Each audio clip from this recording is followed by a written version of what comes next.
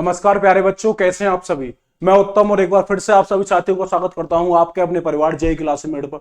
उम्मीद करता हूं बच्चों आप सभी अच्छे होंगे और पढ़ाई कर रहे होंगे। ठीक है, तो बच्चों कल हमने आपको 3 सवाल दिए थे, 3 क्वेश्चन दिए थे और मैंने बोला था कि मैं इन 3 क्वेश्चनों का आपसे आंसर करूंगा। ठीक है, तो आज हम डिस्कस करेंगे इन 3 सवालों के बारे में। पहला सवाल मैंने आपसे पूछा था कि जहांगीर का मकबरा कहां है या फिर जहांगीर को कहां पर दफनाया गया था। तो बच्चों जहांगीर को सहादरा में दफनाया गया था और सहादरा नामक स्थान कहां पर है, रावी नदी के तट पर पड़ता है, लाहौर पाकिस्तान में। ठीक है, अकबर के मकबरे की बात करें तो अकबर का मकबरा कहां पर है मेरे प्यारे बच्चों, सिकंदरा में पड़ता है। और सिकंदरा कहां है, उत्तर प्रदेश का एक जिला पड़ता है आगरा, जहां पर शाहजहां द्वारा बनाया गया ताजमहल है। और ताजमहल विश्व के 7 आश्चर्यों में शामिल है। आगे बात कर रहे थे साथियों हम नूरजहां गुट की। प्यारे बच्चों नूरजहां गुट में पहली जो सदस्य थी, जैसा कि आप स्क्रीन पर देख पा रहे हैं, तो पहली थी आपकी नूरजहां। दूसरा जो सदस्य था वो था नूरजहां का भाई आसफ खां। तो हमने आपसे यही पूछा था कि नूरजहां के भाई का क्या नाम था, और उस भाई का नाम था आसफ खां। प्यारे बच्चों अगर तीसरे की बात करें, तीसरा कौन सा हुआ करता था, इसका सदस्य तो नूरजहां का जो पिता हुआ करता था ग्यास बेग, वो इसके सदस्य हुआ करते थे मेरे प्यारे बच्चों। अगर चौथे की बात करें तो अस्मत बेगम, और पांचवा था शहजादा खुर्रम, जो आगे चलकर शाहजहां के नाम से मशहूर हुआ, है ना।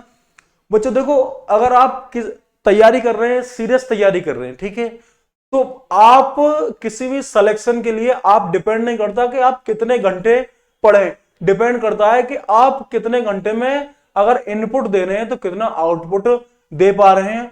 और सबसे पहले आप ये तैयारी कर रहे हैं, मेहनत से कर रहे हैं या फिर नहीं कर रहे हैं। ठीक है, वो कहते हैं ना मेरे प्यारे बच्चों कि ऐसा नहीं है कि हर कोशिश करने वालों को मंजिल नहीं मिलती। ठीक है, भले ही मंजिल जरूर मिलती है लेकिन देरी से मिले। और ऐसा भी नहीं है कि हर सफलता वाला व्यक्ति, जिसने व्यक्ति ने जिंदगी में कोई भी सफलता पाई है, वो क्या है, उसने कभी कोशिश ना की हो तो उसने कोशिश की होगी। और आप निरंतर कोशिश करते रहिए, ईमानदारी से कोशिश करते रहिए, इस कंपटीशन के भीड़ से आप आगे निकलेंगे। और सिलेक्शन रेशियो बेशक किसी भी सरकारी नौकरी में 3 से 4%, 1 से 2% हो, अगर आपकी कितनी सीट चाहिए, आपको सिर्फ मात्र 1 सीट चाहिए। आप सोचेंगे भाई वो पढ़ रहा होगा तो मैं क्यों ना पढ़ सकता है ना। आप ये मत सोचो कि मेरिट क्या जा रही है, बिल्कुल मत सोचो मेरिट को, है ना। आखिर ये सवाल मेरे से गलत क्यों हो रहा है, अगर आप पूरी तरह से जी जान लगा देंगे, ठीक है, उठते बैठते अगर इन चीजों के आपको सपने आएंगे तो आप निश्चित एक दिन से घर की बुलंदियों को छुएंगे। ठीक है प्यारे बच्चों, आगे हम किसके बारे में चलते हैं, आगे जानते हैं हम शाहजहां के बारे में। चलिए नोट कीजिए एक बार, फिर हम जाने किसके बारे में, शाहजहां के बारे में। चलिए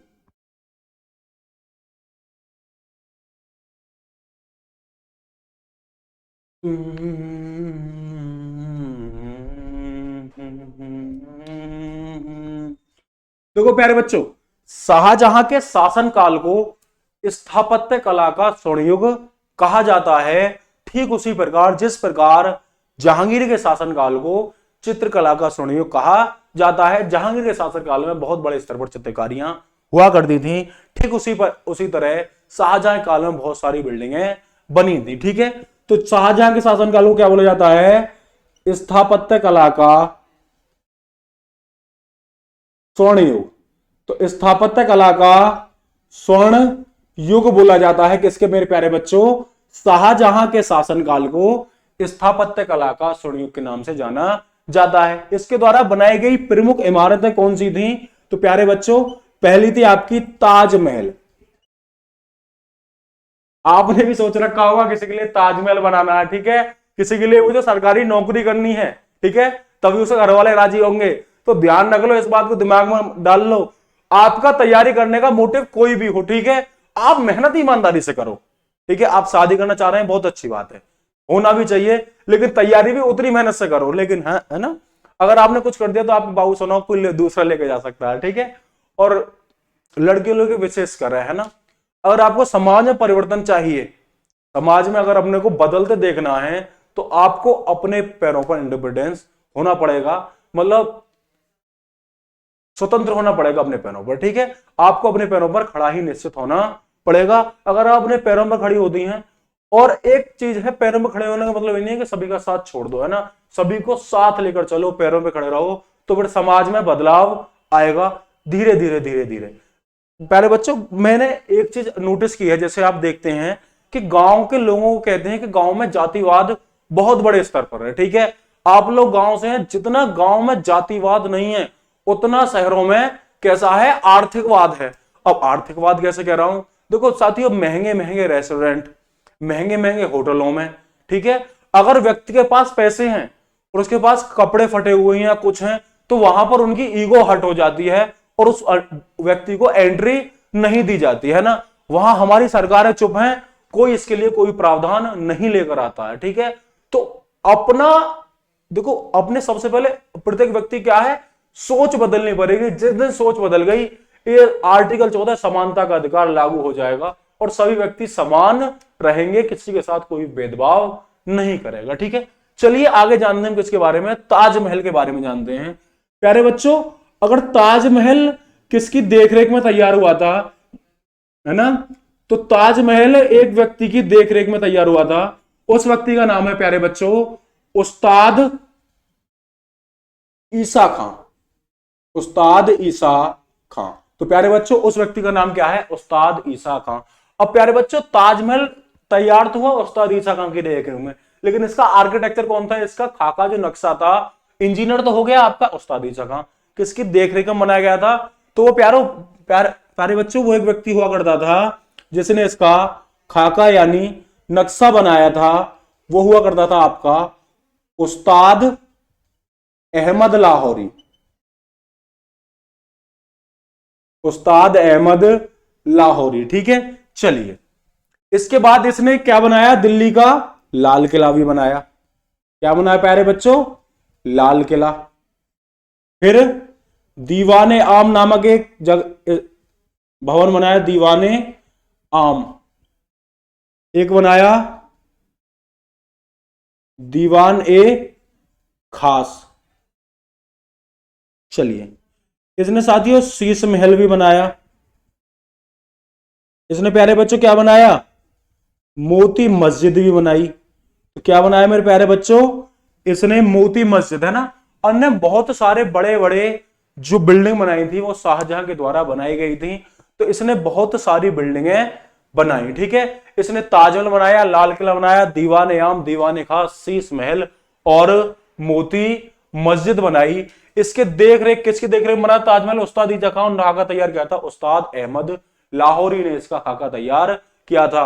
उम्मीद करता हूं प्यारे बच्चों यहां पर आपको चीजें बिल्कुल बेहतर तरीके से क्लियर हुई होंगी, क्योंकि स्थापत्य कला का संयोग रीजन पता पड़ गया, क्योंकि हुआ करता था जिस प्रकार जहांगीर के दरबार में चित्रकारी हुआ करती थी, उसी तरह यहां पर अधिक से अधिक क्या भवन या बिल्डिंगें बना करती थी, ठीक है। चलिए नोट कीजिए इसे।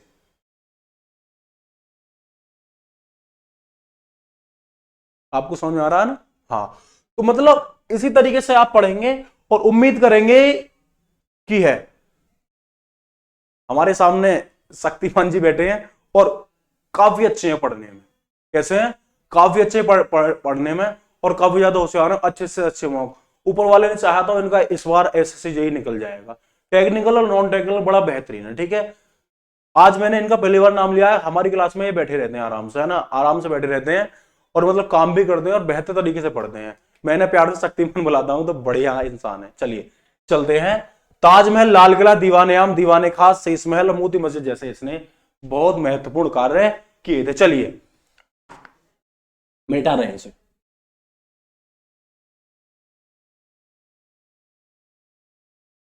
बच्चों अगर मैं आगे चल दूं इसके बारे में, देखो साथियों अब जानेंगे इसके पारिवारिक जीवन के बारे में कि पारिवारिक जीवन इसका कैसा रहा, किस किस के साथ इसके संबंध है।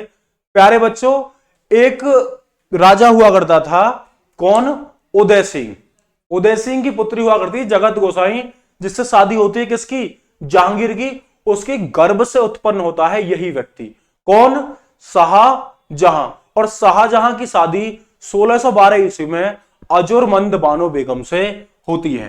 तो 1612 में इसकी शादी किससे होती है, अजुरमंद बानो बेगम, अर्जुमंद बानो बेगम, बानो बेगम से इसकी शादी होती है। भाई साहब की होगी शादी। अब भाई साहब ने क्या किया कि अजुर्मंद बानो बेगम, नाम लग रहा है कुछ ऐसा, तो प्यारा सा नाम रखो, सुंदर सा नाम रखो, है ना, कि इसके जैसा कोई नहीं, है ना, जग घूमिया थारे जैसा ना कोई, कुछ इस तरीके से कहते हैं ना। तो अजुर्मंद बानो बेगम को भाई साहब ने नाम दे दिया, क्या नाम दे दिया भाई साहब ने अजुर्मंद बानो बेगम को? नाम दे दिया मुमताज महल, मुमताज महल, मुमताज महल। आपने भी कुछ सोच रखा होगा, है ना, आजकल एक ट्रेंड में बहुत चल रहा है बेबी वर्ड, है ना, तो कुछ लोग बेबी कहकर बुलाते हैं, कुछ लोग कुछ नाम दे देते हैं, बड़ा चौड़ा नाम है, कुछ लोग सोनू कह देते हैं। तो आल भिन्न भिन्न प्रकार के नाम है। अगर आप किसी व्यक्ति से, आप आपकी वाइफ है, आप कुछ हैं, अगर आपकी कुछ भी लगती है, दोस्त है, तो मतलब उसका बड़ा नाम है, तो आप भी नाम दे देते हैं। आपने भी कुछ नाम सोच रखा होगा, आपने सोच रखा होगा कि मेरी सरकारी नौकरी लगेगी, उससे शादी होगी, फुल डेडिकेशन के साथ पढ़ रहे हो और बेहतर तैयारी कर रहे हो, तैयारी ईमानदारी से कर रहे हो, आपकी नौकरी भी लगेगी, और आप उसे वास्तविक नाम से ना पुकार कर क्या कर रहे हैं, उसको एक नया नाम दे रहे हैं, ठीक है, जैसे आप कुछ भी नाम दे सकते हैं। ठीक उसी प्रकार शाहजहां ने अजुर्मंद बानो बेगम को अजुर्मंद बानो बेगम ने कहकर क्या किया था, मुमताज महल, और इसी को क्या बोलते हैं हम, उपाधि बोलते हैं, ठीक है। उसके दूसरे नाम, उसके मूल नाम से ना पुकार कर दूसरे नाम से पुकारना। चलिए,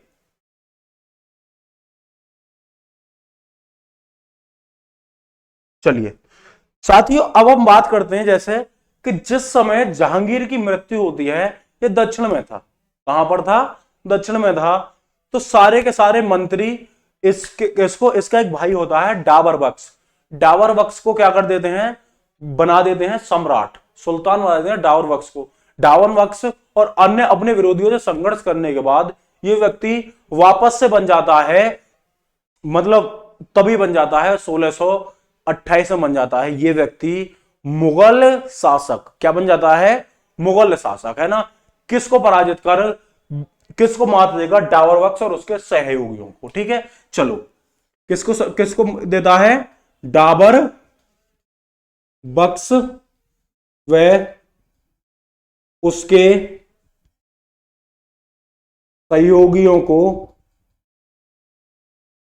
यह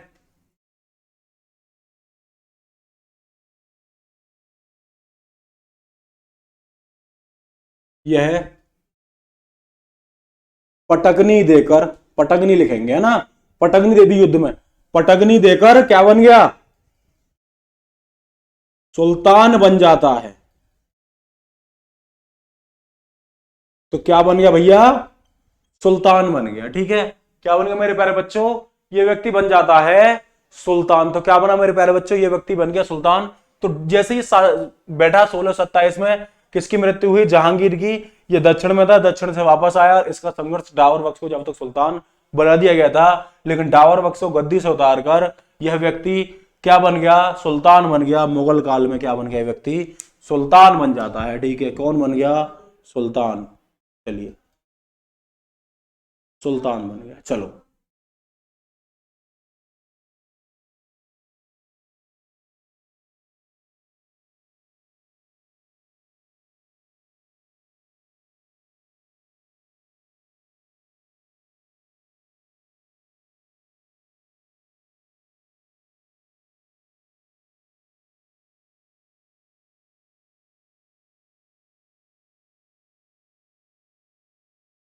चलिए साथियों, अब हम जानेंगे इसके बारे में। हमने जान लिया इसका प्रारंभिक जीवन किस तरीके से था, इसकी माता का नाम, पिता के नाम की कोई आवश्यकता नहीं है, सभी को पता है कि शाहजहां के पिता का नाम क्या था।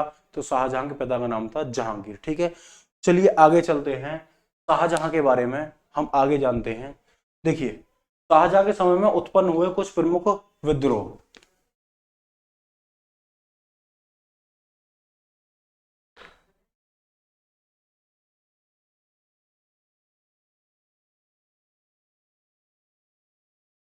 शाहजहां के समय उत्पन्न विद्रोह व विद्रोह व उसके द्वारा विजित प्रदेश, विजित प्रदेश, ठीक है। देखो शाहजहां ने दक्षिण की तरफ गया था, पहली तरफ गया था, कहां पर? अहमदनगर में, ठीक है। साथियों सबसे पहला एक इसने विद्रोह किया, एक व्यक्ति हुआ करता था वीर सिंह बुंदेला, बुंदेला ने विद्रोह किया। और दूसरे नंबर पर किसने विद्रोह किया? खाने जहां लोधी नामक एक व्यक्ति हुआ करता था, उसने विद्रोह किया। तो बुंदेला ने विद्रोह किया, बुंदेला विद्रोह के नाम जाना जाता है। कब किया था मेरे प्यारे बच्चों, कब किया था विद्रोह? 1927 ईस्वी में। उस समय पर ठीक इसने विद्रोह किया, ये तीसरा व्यक्ति हुआ करता था। देखो नाम कितना कैसा है, खान जहां लोधी। तो खान जहां लोधी से मिला के लिखेंगे, खान जहां लोधी। तो दो व्यक्तियों ने इसके समय विद्रोह किया, किसने? वीर सिंह बुंदेला ने और खान जहां लोधी ने। साथियों इसने आगे चलकर 1633 में, किसने? 1633 में किसको जीता? अहमदनगर को जीता। किसने? 1633 ईस्वी में इस व्यक्ति ने किसको जीता? अहमदनगर को जीता। कब? 1633 ईस्वी में। दक्षिण में एंट्री करने वाला, पहली बार इसने दक्षिण में एंट्री कब की? 1633 ईस्वी में। मतलब सम्राट बनने के लगभग 5 वर्ष बाद, क्योंकि 28 में बना था, लेकिन शासन 27 से हम गिनते हैं कब तक? 58 तक, ठीक। आगे चलकर इस व्यक्ति ने क्या किया मेरे प्यारे बच्चों? 1636 में किसको जीत लिया? गोलाकुंडा को जीत लिया। कब? 1636 में क्या किया इस व्यक्ति ने? गोलाकुंडा को जीत लिया। चलिए चलते हैं आगे।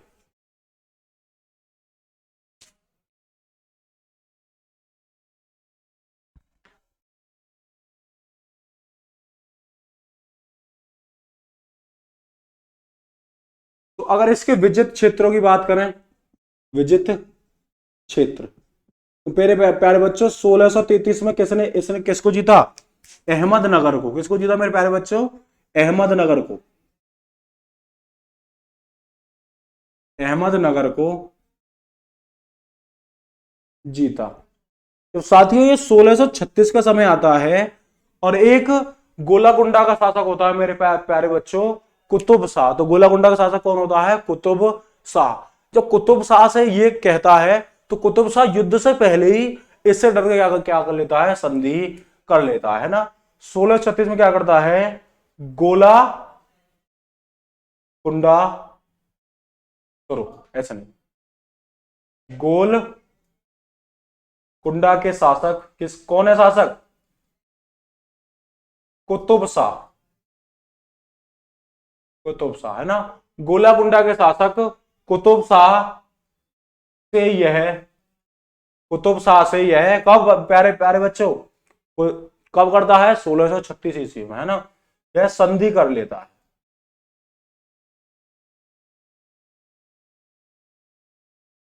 और किससे कर लेता है ये संधि? स्वेच्छा से, भयभीत होकर। कैसे कर लेता है? भयभीत होकर क्या कर लेता है? मतलब पहले युद्ध से पहले ही क्या क्या होता है प्यारे बच्चों? ये डर जाता है, इसकी रूह कांप जाती है युद्ध से पहले ही, ठीक है। तो 1630 में अहमदनगर को जीता, 1636 में गोलाकुंडा के साथ कुली कुतुब शाह को इसने जीत लिया। प्यारे बच्चों देखो, मयूर सिंहासन के बारे में बात करेंगे। मयूर सिंहासन, देखो मयूर सिंहासन जिसे हम तख्ते हाउस के नाम से जानते हैं, किससे? तख्ते हाउस के नाम से जानते हैं, ठीक है। मयूर सिंहासन तख्ते हाउस का निर्माण जो कराया था वो शाहजहां ने कराया था, और जिस पर विश्व प्रसिद्ध कोहिनूर हीरा लगा था। वैसे तो वो कोहिनूर हीरा वर्तमान समय में कहां पर है? तो वर्तमान समय में प्यारे बच्चों कहां पर है? वो है इंग्लैंड में, ठीक है। तो इंग्लैंड में है वर्तमान समय पर कोहिनूर हीरा। तो उस समय भारत में हुआ करता था, और किसके? शाहजहां के सिंहासन में लगा था, जिसे हम मयूर सिंहासन को हम तख्ते हाउस के नाम से भी जानते हैं। तो किस नाम से जानते हैं? तख्ते हाउस के नाम से जानते हैं, जिसे नादिर शाह नामक एक आक्रमणकारी ले गया था। चलिए चलते हैं इसके बारे में और बात करते हैं मयूर सिंहासन।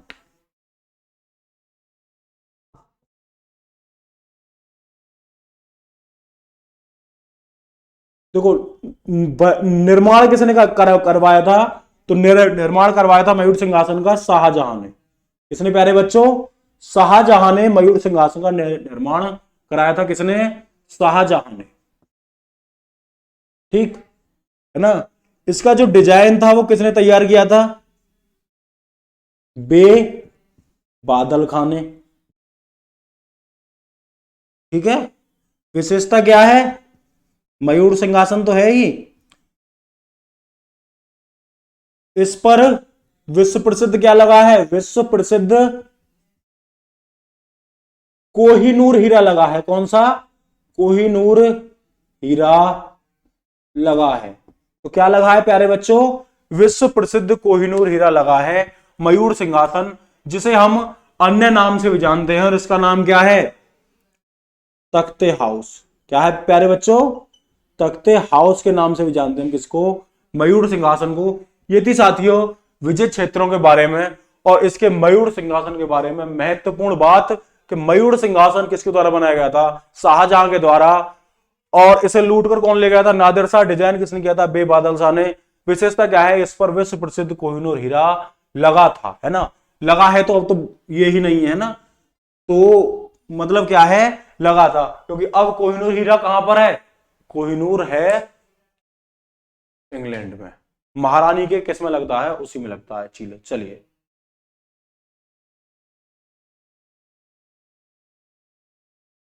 चलिए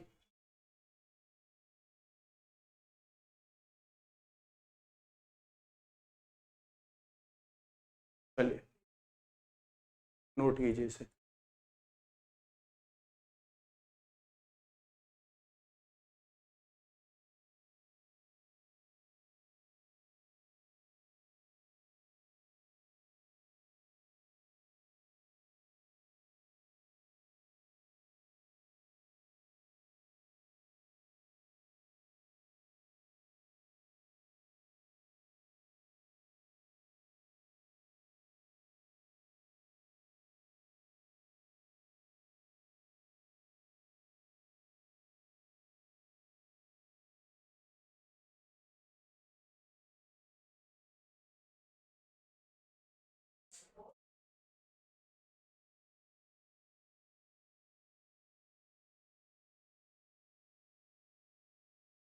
चलिए बच्चों शुरू कर दे हैं। यहां तक आपने नोट कर लिया होगा।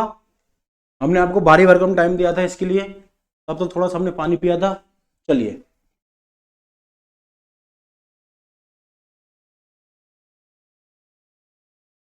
प्यारे बच्चों अब हम जाने किसके बारे में। देखो जैसे दिल्ली के निकट है ना, जिस प्रकार किसने? अकबर ने क्या किया था? किस नगर को बसाया था? अकबर ने एक नगर बसाया था। कौन सा? बताइए। फतेहपुर सीकरी। गुजरात विषय के उपलक्ष्य में वहां पर एक दरबार, गुजरात जब विजय करता है अकबर, तो फतेहपुर सीकरी में एक बुलंद दरवाजा भी बनवाता है। ठीक है। तो दिल्ली के निकट क्या किया था इसने? दिल्ली के निकट एक नगर होता है, कौन सा? शाहजहांबाद की स्थापना की थी इसने। दिल्ली के निकट शाहजहांबाद की स्थापना की थी। ठीक है। अब शाहजहांबाद थोड़ा सा अगर समझ में ना आ रहा हो तो शाहजहां लिखो और बाद में लिख दो बाद। ठीक है। तो इसने दिल्ली के निकट शाहजहांबाद की स्थापना करी, ठीक जिस प्रकार अकबर ने फतेहपुर सीकरी की स्थापना की थी। ठीक उसी प्रकार जिस प्रकार अकबर ने फतेहपुर सीकरी की स्थापना की थी। प्यारे बच्चों इसने किसको? एक व्यक्ति को बनाया दक्षिण का सूबेदार। दक्षिण का सूबेदार। और दक्षिण का सूबेदार इसने किस व्यक्ति को बनाया? अपना जो पुत्र हुआ करता था औरंगजेब। औरंगजेब। प्यारे बच्चों इसकी तबीयत खराब हो जाती है 1658 में, और यह जो अपना उत्तराधिकारी रहता है, इसका जो सबसे बड़ा पुत्र होता है कौन सा? दारा सिकोहा। दारा सिकोहा को यह अपना उत्तराधिकारी घोषित कर देता है। किसको? दारा सिकोहा को यह उसे अपना उत्तराधिकारी घोषित कर देता है। किसको? दारा सिकोहा। कुछ लोगों के दिमाग में डाउट होता है। देखो प्यारे बच्चों जिस समय शाहजहां की मृत्यु होती है, उसकी शाहजहां की मृत्यु में कोई भी उसका पुत्र तक कंधा नहीं देता। पुत्रों में से उसके उसके जो शव होता है उसको कंधा देने के लिए किसके द्वारा? जो किन्नर समाज के लोग होते हैं, किन्नर समाज के लोग आगे आते हैं और उसका जो शव होता है उसे कंधा प्रदान करते हैं और उसका अंतिम संस्कार वही करते हैं किन्नर समाज के लोग। तो दक्षिण का सूबेदार। अब साथियों बात उस समय की है जब 1658 में शाहजहां की तबीयत खराब होने लगी। तबीयत खराब होने पर आनन फानन में दारा शिकोह को सुल्तान बना दिया जाता है। लेकिन दक्षिण में कौन रह रहा था? दक्षिण में भाई साहब रह रहे थे। कौन थे? दक्षिण में थे आपके ये औरंगजेब। अब 1658 में फिर ये वापस आए और इन्होंने एक युद्ध लड़ा, सामूगढ़ का युद्ध। कौन सा? सामूगढ़ का युद्ध। मई का महीना था 1658 में, जिस युद्ध में प्यारे बच्चों दारा शिकोह पहले भी हार चुका था एक बार इससे। मई में पहले एक बार अप्रैल में युद्ध हुआ था शाही सेना के बीच और औरंगजेब के बीच, पहले हार गए। फिर बाद में दूसरा युद्ध होता है सामूगढ़ का, फिर दारा शिकोह हार गया। फिर तीसरी बार युद्ध होता है देवराई का 1559 ईस्वी में। इस युद्ध में फिर से औरंगजेब क्या बन जाता है? शासक बन जाता है। तो औरंगजेब 2 बार राज्याभिषेक कराता है। कब कराता है? 2 बार राज्याभिषेक कराता है औरंगजेब। और इसके बाद क्या होता है? उसे भगा दिया जाता है। किसको? दारा शिकोह को। अंत में उसकी क्या हो जाती है प्यारे बच्चों? मृत्यु हो जाती है। लेनपुर नामक लेखक कहता है कि दारा शिकोह इतना उदार था कि हम उसे लघु अकबर कह सकते हैं, यानी छोटा अकबर कह सकते हैं। लेकिन बशर्ते जो औरंगजेब हुआ करता था उसने उसे हरा दिया और शाही सेना वो क्या हो गई? हार हो गई। तो जानेंगे मेरे प्यारे बच्चों यहां पर किसके बारे में?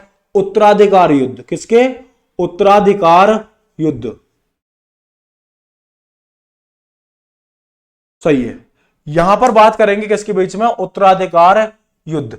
उत्तराधिकार युद्ध की बात करें मेरे प्यारे बच्चों, उत्तराधिकार युद्ध किस किस के बीच हुआ था? वैसे तो ये कई शासक आपस में आए थे, लेकिन मैं आपको इंपोर्टेंट बताऊंगा।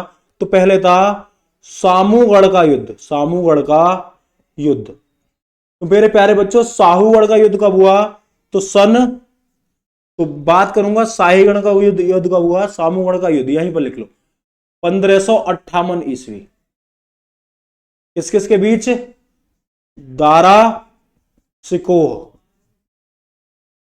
दारा शिकोह और एक तरफ था औरंगजेब। कौन था प्यारे बच्चों? औरंगजेब। तो एक तरफ था मेरे प्यारे बच्चों ये औरंगजेब, एक तरफ था शाहजहां। इसमें क्या होता है? औरंगजेब जीत जाता है, मतलब विजयी हो जाता है। औरंगजेब क्या होता है प्यारे बच्चों? जीत जाता है। ठीक है। और अंतिम जो उत्तराधिकारी युद्ध होता है वो होता है प्यारे बच्चों 1959 में। कौन सा? देवराई का युद्ध। किसका बच्चों? देवराई का युद्ध। अब बच्चों यहां पर बात आते हैं, देवराई का युद्ध अंतिम युद्ध था। इसमें दारा शिकोह को वापस भगा दिया गया था। तो दारा व औरंगजेब, इसमें भी औरंगजेब क्या हो जाता है? विजयी हो जाता है। औरंगजेब क्या हो जाता है प्यारे बच्चों? इसमें भी विजयी हो जाता है। ठीक है। यहां पर साथ होता है और वापस फिर 1658 से 1760 तक कितने? 42 और 7 47 वर्षों तक कौन शासन करता है? मुगल सल्तनत पर औरंगजेब। तो औरंगजेब शासन करता है। ठीक है। चलिए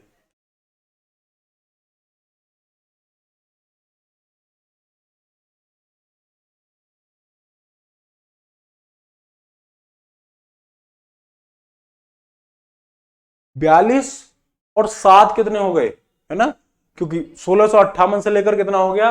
42 साल तक हो गया और 7 कितना हो गया? 49 साल, लगभग 50 साल। तो यहां पर देखो कि एक सवाल बन गया है ना। तो सवाल क्या बना कि मुगल सल्तनत पर शासन करने वाला, सबसे अधिक समय तक शासन करने वाला शासक कौन था? तो प्यारे बच्चों वो था औरंगजेब। अगर मैं यहां पर एक तरफ बताऊं आपको हुमायूं, हुमायूं से ऊपर बाबर।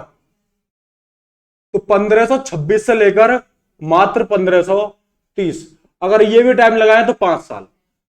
1530 से लेकर 1556। भैया एग्जैक्ट टाइम ना बता सकते इसका, कि कभी रहा कभी ना रहा, कभी घूमता रहा, विचरण करता रहा। ठीक है। इसके बाद आता है अकबर। अकबर के बाद सत्ता एकदम स्थिर हुई तो 1556 से लेकर 1605 ईस्वी। ठीक है। अगर यहां पर बात करें 56 और 4 60, कितने हो गए? 4 ये हो गए तुम्हारे और 40 ये हो गए और 5 ये हो गए। भाई ये भी ठीक बन गया। कितना बन गया? 49 वर्ष, जो कि निरक्षर हुआ करता था। ठीक है, तो अकबर ने भी लगभग प्यारे बच्चों कितने वर्ष?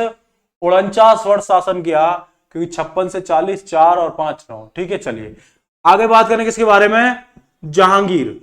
तो 1605 से लेकर 1627 ईस्वी, जहांगीर ने 1605 से लेकर 1627, है ना। अब हम पढ़ रहे हैं कौन? शाहजहां। शाहजहां के बारे में पढ़ रहे हैं। तो शाहजहां 1627 से लेकर 1658 ईस्वी। ठीक है, शाहजहां के बाद आते हैं साथियों कौन? औरंगजेब। अगर 8 एक गया और 5 में से 2 गए 3, 31-32 साल शासन किया था इसने, और 27 में से 5 के 22-23 साल शासन किया था इसने। 23 इसने, और प्यारे बच्चों 32 साल इसने शासन किया था। चलिए औरंगजेब की बात करें तो 1658 से लेकर 1707 ईस्वी। ठीक है, अगर 1707 और 1658 कितना बचा? 9।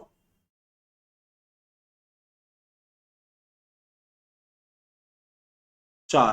तो लगभग 49 वर्ष भी इसने शासन किया है। तो कितने वर्ष शासन किया है उसने? और प्यारे बच्चों अगर 1605 में से घटाते हैं हम कितने? 1530। तो 5 ये हो गया, सॉरी 1605 से 1556 हो गए। लगभग दोनों ने 49 वर्ष शासन किया, अकबर और किसने प्यारे बच्चों?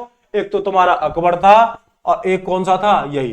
तो यहां पर आपको देखने को मिला कि लगभग अकबर और औरंगजेब ने लगातार अधिक समय शासन किया है। अगर मैं यहां पर सबसे कम बात करूं तो लगभग 5 वर्ष जो सबसे कम शासन किया है वो किसने किया है? आप स्क्रीन पर देख पा रहे हैं, एक व्यक्ति है प्यारे बच्चों, हुमायूं।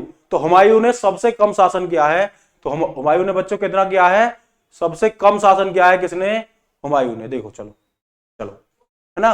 चलो आगे चलते हैं इसके बारे में। यहां पर जीत गए, और बच्चों बताया जाता है कि किसने? औरंगजेब ने कहा था शाहजहां से, जब ये बंदी बना लिया था शाहजहां को, कि भाई आपके लिए मैं सिर्फ एक चीज दे सकता हूं, आप एक चीज की मांग कर लें। तो कुछ लोगों ने इसे ज्ञान दिया कि भाई आप क्या ले लें? चने की मांग उठाएं कि आप मुझे चना दे दीजिए। तो देखो चना का महत्व समझना अपने जीवन में।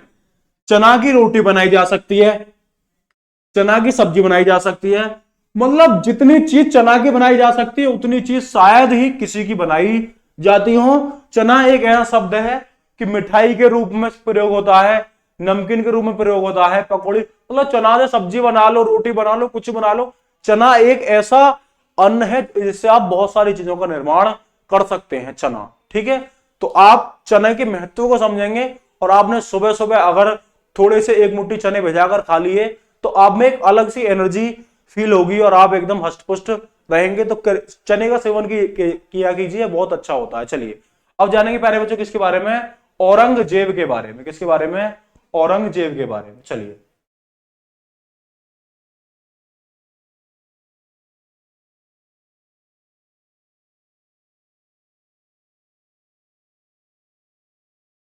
औरंगजेब।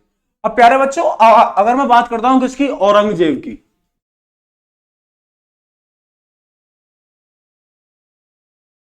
तो 1658 ईस्वी से कितना आ गया? 1707 ईस्वी तक इसने शासन किया। और प्यारे बच्चों अगर हम 1658 से 1707 की बात करें, तो अगर हम टाइम की बात करें कि सबसे इसने शासन किया, थोड़ा सा बीच में छोड़ दिया था।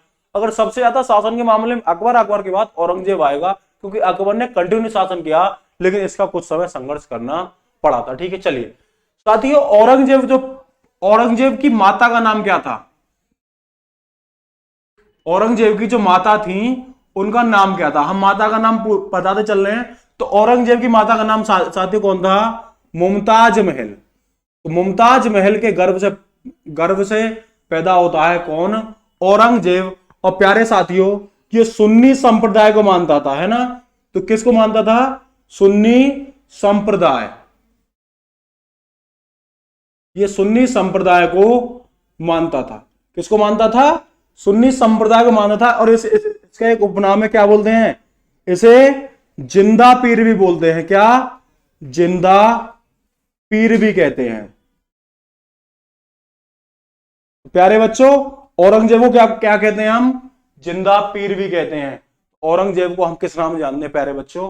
हम औरंगजेब को जिंदा पीर के नाम से भी जानते हैं। देखो ये दे है, ठीक है, इसे समझेंगे। औरंगजेब को जिंदा पीर के नाम से जानते हैं, ठीक है। चलिए साथियों, औरंगजेब का विवाह होता है किससे? दिलराज बानो बेगम से। इसका विवाह किस स्त्री से होता है? तो किससे? दिलराज बानो बेगम से होता है इसका विवाह। तो इसका विवाह की बात की जाए तो इसका विवाह किससे होता है?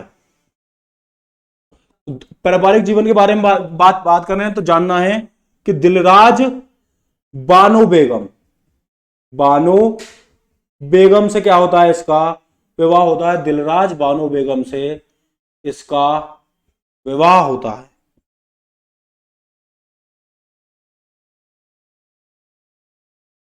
इसका विवाह दिलराज बानो बेगम से होता है। तो इसका विवाह किससे होता है? दिलराज बानो बेगम से। साथियों, दिलराज बानो बेगम से बहुत अधिक प्रेम करता था और इसे एक पदवी देता है, राबिया उद दौरानी की पदवी देता है। और राबिया उद दौरानी को बीबी के नाम से जाना जाता है। और यह महाराष्ट्र के औरंगाबाद शहर में उसके नाम से एक मकबरा बनवाता है, बीबी का मकबरा। बीबी का मकबरा प्यारे बच्चों इतना खूबसूरत है कि उसे द्वितीय ताजमहल की संज्ञा दी गई है। मैंने आपके लिए बताया था भारत में एक ही ताजमहल है, लेकिन द्वितीय ताजमहल के नाम में दो इमारतों की उपनाम दिया गया है। एक तो शेरशाह का मकबरा जो कि सासाराम में स्थित है, और दूसरा कौन सा है? बीबी का मकबरा। चलिए आगे जानते हैं।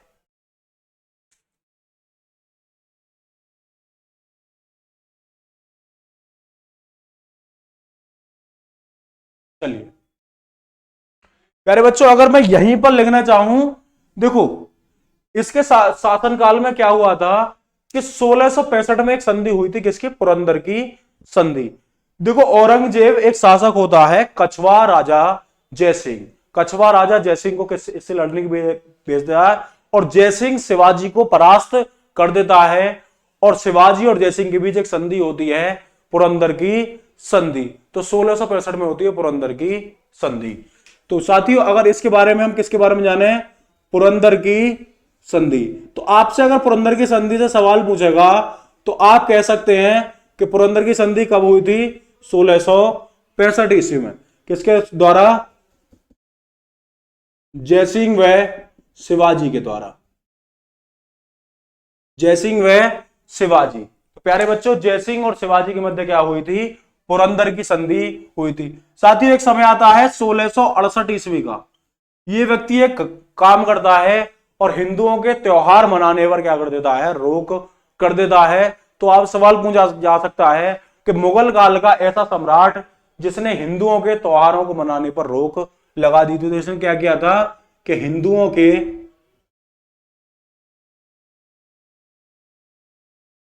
त्योहार मनाने पर क्या की थी?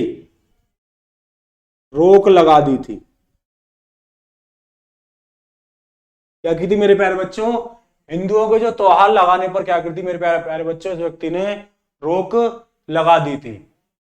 हिंदुओं के जो त्योहार मनाए जाते थे तो इसने उस त्योहार को मनाने के लिए क्या कर दी थी? रोक लगा दी थी। कहा था कोई भी त्योहार नहीं मनाएगा। और मेरे प्यारे बच्चों, कोई व्यक्ति सम्राट के खिलाफ चला जाए तो ऐसा बात हो सकता है? नहीं जा सकता। ठीक है, चलिए इतनी बातें थी, आपने नोट डाउन कीजिए और नोट डाउन कीजिए और जल्दी से इनका स्क्रीनशॉट लीजिए। उम्मीद करता हूं कि यहां तक चीजें क्लियर होंगी। चलते हैं आगे की तरफ और जानते हैं कि इसके बारे में, इसके समय हुए प्रमुख विद्रोह जानते हैं। कौन राजा राम थे, कौन गोकुल थे, किसके मध्य तिलपत का युद्ध हुआ था, किसने सिकंदरा के अकबर के जो समाधि है सिकंदरा को लूटा था। चलिए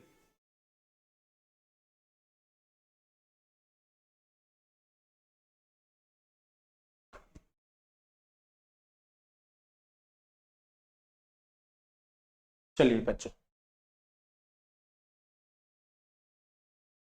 साथियों यहां पर जानेंगे इसके समय विद्रोह किसके बारे में? विद्रोह के बारे में। तो जैसा कि मैंने आपको बताया, एक बेहतरीन संधि हुई थी, आप भी सुन लो। एक बेहतरीन संधि कौन सी हुई थी मेरे प्यारे बच्चों? एक संधि हुई थी, कौन सी? तिलपत का युद्ध हुआ था। तिलपत का युद्ध कब? 1669 ईस्वी में होता है। किसके मध्य है? एक जाट नेता था गोकुल और औरंगजेब की सेना के मध्य। तो पहला इसके समय क्या हुआ था, तिलपत का युद्ध।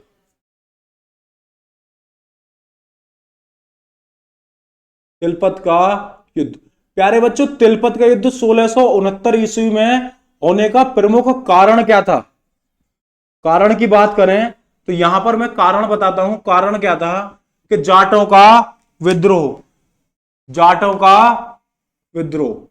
तो जाटों का जो विद्रोह था यह प्रमुख कारण था। अब बच्चों यहां पर बात करें कि तिलपत का युद्ध तो हो गया कब, 1669 ईस्वी में। कारण क्या था कि जाटों का विद्रोह। अब आगे चल के अगर मैं एक बात करूं कि जाटों का विद्रोह हो गया, कारण क्या था, जाटों का विद्रोह। लेकिन एक तरफ था गोकुल, जाट नेता किसके बीच, गोकुल और औरंगजेब की सेना, सेना ने लड़ा था, ठीक है।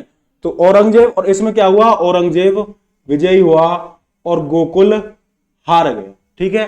गोकुल क्या किया मेरे प्यारे बच्चों, गोकुल हार गया। चलिए प्यारे बच्चों, समय आया कब, तिलपत के युद्ध के बाद, यहां पर जानेंगे 1685 ईस्वी, सॉरी हाँ 1685 ईस्वी।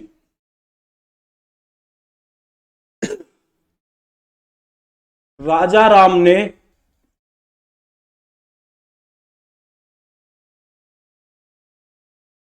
किसको लूटा, 1685 में सिकंदरा को लूटा। तो राजा राम ने प्यारे बच्चों क्या किया, 1685 में सिकंदरा को लूटा और मुगलों से संघर्ष करते हुए 1689 में इस व्यक्ति क्या हो जाती है, मृत्यु हो जाती है। अंतिम इसके द्वारा जो किया गया विद्रोह था वो 1688 में किया गया था। पहली बार इसने सिकंदरा को लूटा, बाद में 1688 तक संघर्ष करता रहा। 1689 में क्या होगी मेरे प्यारे बच्चों, इसकी मृत्यु हो गई। इसकी मृत्यु के बाद एक व्यक्ति आता है, कौन सा, चूड़ामल। तो कमाल किसे संभाली इसके बाद, तो राजा राम के बाद कमाल विद्रोह की संभाल किसे संभाली, चूड़ामल ने। राजा राम के बाद विद्रोह की कमान चूड़ामल ने संभाली। वे औरंगजेब की मृत्यु तक, औरंगजेब की मृत्यु तक संघर्ष करता रहा। मतलब जब तक औरंगजेब न मरा, भाई साहब ये व्यक्ति संघर्ष ही करता चला, और आदमी का जीवन ही संघर्ष है। तो राजा राम के बाद विद्रोह की कमान किसने संभाली, चूड़ामल ने संभाली और औरंगजेब की मृत्यु तक ये व्यक्ति संघर्ष करना पड़ा। प्यारे बच्चों आपने जाना कि दक्षिण में भी इसने एंट्री कर दी। दक्षिण में बीजापुर को जीता इसने और गोलाकुंडा को भी जीता, और दक्षिण का सूबेदार हुआ करता था। काफी अहमदनगर को पहले जीत चुका था, लेकिन शाहजहां के समय में कुछ आजाद हो गए थे, लेकिन वापस से इसने बीजापुर और गोलाकुंडा को फिर से जीत लिया। तो यहां पर आपके स्क्रीन के सामने है कि औरंगजेब विद्रोह, तिलपत का युद्ध, कारण क्या था, जाटों का विद्रोह, गोकुल और औरंगजेब के बीच, औरंगजेब क्या हुआ, विजयी हुआ। राजा राम ने सिकंदरा किले को लूट लिया, संघर्ष होता गया। 1689 में मुगल सेना के द्वारा राजा राम की हत्या कर दी जाती है, राजा राम की होगी मृत्यु। राजा राम के बाद इस पूरे विद्रोह की कमान किसने संभाली, एक व्यक्ति हुआ करता था, कौन सा, चूड़ामल। तो कौन हुआ करता था, चूड़ामल, ठीक है। यहां कहीं कहीं पर चूड़ामल भी आता है, ठीक है। तो यहां पर इस व्यक्ति को नाम लिखेंगे चूड़ामल, ठीक है, चूड़ामल। तो मैंने ब्लैक ही चला दिया, मुझे चलाना था ग्रीन, यो येलो, चलो है ना। आपको नाम दिख रहा होगा कौन सा, चूड़ामल, तो नोट कीजिए इसे।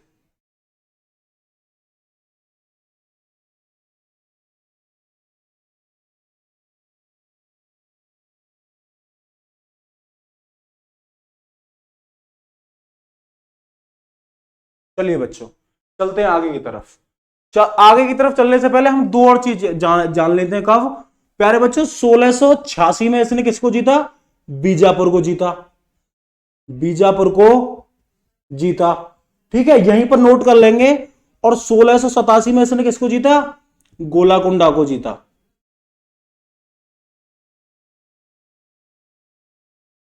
ठीक है प्यारे बच्चों। तो 1686 में इसने किसको जीता? बीजापुर को जीता। और 1687 में इसने गोलाकुंडा को जीता। तो बीजापुर को कब जीता इसने मेरे प्यारे बच्चों? 1686 और 1687 में इसने जीता। ठीक है, किसने जीता? 1686 और 1687। बीजापुर को कब जीता इसने प्यारे बच्चों? 1686 और 1687 में इसने बीजापुर को जीता। ठीक है, उम्मीद कर रहा हूं कि सारी चीजें आपको क्लियर होती चली गई होंगी और बेहतरीन तरीके से आपको चीजें समझ में आ रही होंगी। अगर मैं बात करूं तिलपत का युद्ध 1669, कारण था जाटों का विद्रोह, गोकुल और औरंगजेब के मध्य हुआ था, जिसमें औरंगजेब विजयी हुआ था। 1686 में बीजापुर को जीता, 1687 में गोलाकुंडा और 1685 में राजा राम ने सिकंदरा किले को वापस से लूट लिया। लूटने के बाद यह संघर्ष करता रहा और मुगल सेना द्वारा 1689 में इसकी हत्या कर दी जाती है, मतलब मौत के घाट उतार दिया जाता है। इसके बाद जाट नेता चूड़ामल इसकी कमान संभालता है और औरंगजेब की मृत्यु के बाद तक संघर्ष करता रहता है। चलिए आगे चलते हैं, एक प्रमुख घटना।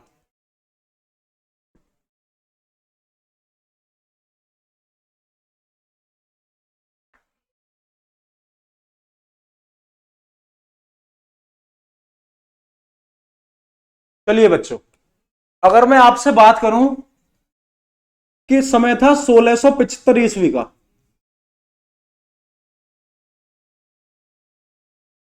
साथियों ये औरंगजेब ऐसा शासक हुआ करता था कि इसके शासनकाल में जितने हिंदू मुस्लिमों में परिवर्तित हुए उतने किसी के शासनकाल में परिवर्तित नहीं हुए। इसका सीधा सीधा कहना था कि आप क्या बन जाओ? मुस्लिम बन जाओ। इसी क्रम में इसका सिख धर्म के 9वें गुरु तेग बहादुर से मुकाबला हुआ। तेग बहादुर से इसने कहा कि आप मुस्लिम धर्म स्वीकार कर लो, लेकिन सिख धर्म के 9वें गुरु तेग बहादुर जी ने इस्लाम स्वीकार करने से मना कर दिया और इसी बात से नाराज होकर इसने गुरु तेग बहादुर को फांसी दे दी। तो क्या दे दी? गुरु तेग बहादुर को फांसी दे दी, है ना। तो 1673 में इस्लाम स्वीकार न करने के कारण इसने सिख धर्म के, किस धर्म के? सिख धर्म के 9वें गुरु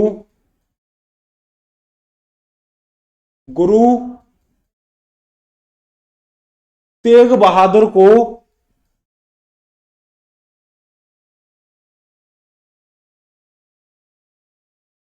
फांसी की सजा दी। फांसी की सजा दी भाई साहब इसने गुरु तेग। और इसके बाद गुरु गोविंद सिंह इसके भी समकालीन हुआ करते थे। गुरु गोविंद सिंह जैसे जैसे नीतियां लाया करता था, गुरु गोविंद उन नीतियों का क्या करते थे बच्चों? गुरु गोविंद सिंह उन नीतियों का लगातार विरोध किया करते थे जो औरंगजेब नीति लाया करता था। तो सिख धर्म के 9वें गुरु, है ना। साथ ही इसने बहुत इंपॉर्टेंट कुछ कार्य किए कि जैसे कि सिक्कों पर कलमा खुदवाना। तो जो लोग सिक्कों पर कलमा खुदवाते थे, इसने सिक्कों पर जो कलमा खुदवाने की प्रक्रिया है उसको क्या कर दिया? बंद कर दिया। नौरोज उत्सव भी बनाना बंद कर दिया, तुलादान भी बंद कर दिया और झरोका दर्शन भी क्या कर दिया? बंद कर दिया। तुलादान का मतलब होता है व्यक्ति बैठ जाए उसके वजन के बराबर कुछ चीज दे दो। झरोका दर्शन किसी चीज के दर्शन कर लो। तो इसने के द्वारा क्या किया कि इसने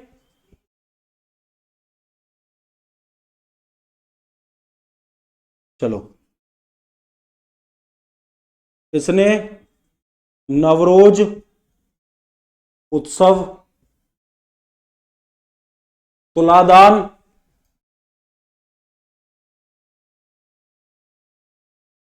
झरोका दर्शन और क्या था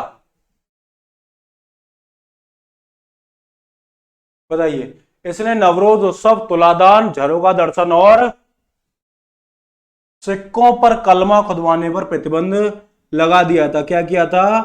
सिक्कों पर कलमा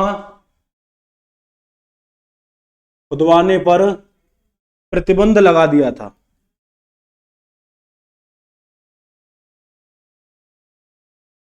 प्रतिबंध लगा दिया था, ठीक है। तो इसने नवरोज उत्सव, तुलादान, झरोका दर्शन, सिक्कों पर कलमा खुदवाने पर प्रतिबंध लगा दिया था। बच्चों यहां पर इसने प्रतिबंध तो लगा दिया, किस पर? सिक्कों पर, है ना, कलमा खुदवाने से, ठीक है। और इसने क्या किया कि बीबी के इसने महाराष्ट्र के किसमें, औरंगाबाद में,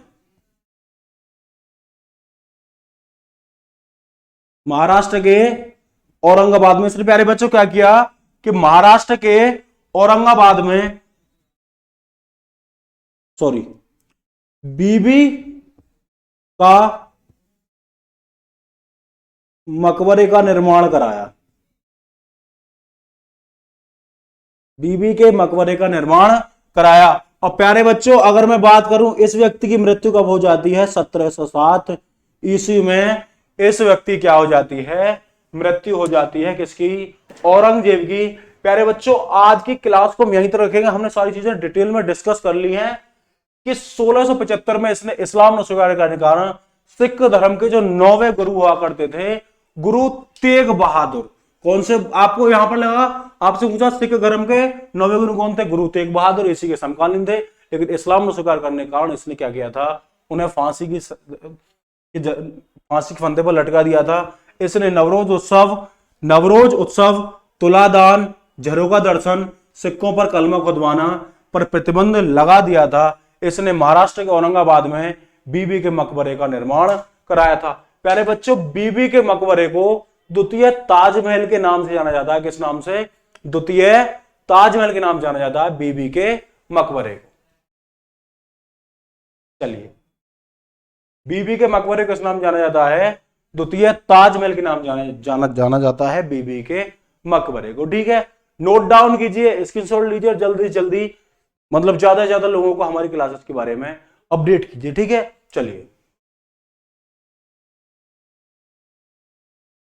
चलिए साथियों, एक मोटिवेशनल क्यूट के साथ आज क्लास को यहीं तक रखते हैं। मिलते हैं आपसे कल अगली क्लास में कि ना थके हैं पांव कहीं, ना ही मंजिल हारी है, और मैंने देखे हैं दौर कई, और अब भी सफर जारी है। Thank you so much. मिलते हैं आपसे कल की क्लास में, तब तक के लिए धन्यवाद।